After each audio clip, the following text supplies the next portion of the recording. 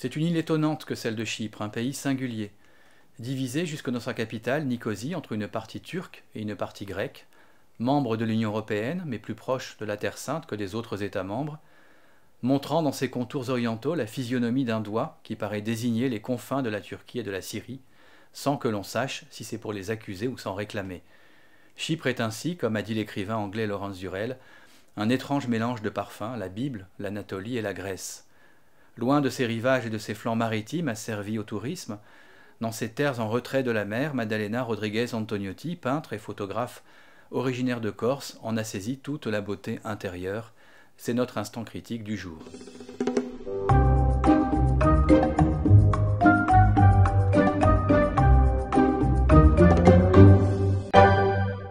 À la division politique du pays, la photographe répond par l'unité géographique et artistique, décidant, dit-elle, de lire l'île comme un tout.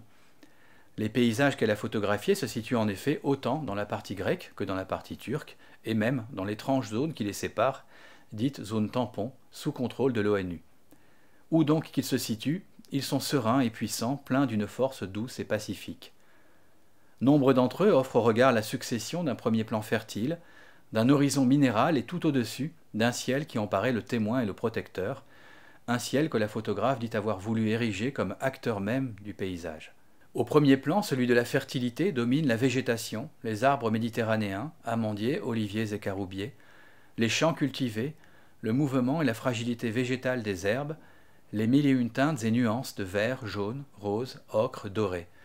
Au-dessus, à l'horizon, domine le hiératisme et la force minérale des montagnes, leurs silhouettes tutélaires, blanches ou grises et souvent lointaines, bien que certaines photographies en présentent les flancs hérissés de buissons, de troncs noueux et de restanques. Tout au-dessus, dans le ciel à la fois mouvant et éternel, s'épousent le végétal et le minéral. Tous ces paysages témoignent discrètement, sans que ceux-ci apparaissent, du lent et patient travail des paysans, de leur ténacité et ingéniosité qui savent cultiver l'incultivable jusqu'au plus haut des terres arides. Au fond, la présentation des paysages qu'ils ont façonnés rend à ces paysans, à leur art modeste, un hommage plus puissant, plus probant que celui que pourrait leur rendre la photographie de leur visage. Et l'on comprend donc le parti pris de la photographe, celui d'accorder la préférence au seul paysage pour refléter le labeur des hommes, sans s'arrêter à des silhouettes typiques des villages pittoresques. On comprend cette démarche artistique et même spirituelle qui s'appuie sur un vieil appareil argentique de la marque autrichienne Voigtländer créé au milieu du XVIIIe siècle et disparu depuis 50 ans. Revendiquant un arte povera de la photographie, s'appuyant sur une économie et une précision qui nécessitent une concentration constante, un calme absorbé, dit-elle, Maddalena Rodriguez Antoniotti dévoile l'intériorité de l'île, son intimité, son cœur battant dans le secret. Ce parti pris d'humilité, d'anonymat, montre la vie cachée du pays, loin de l'exubérance tapageuse des plages et de l'exploitation touristique de la côte.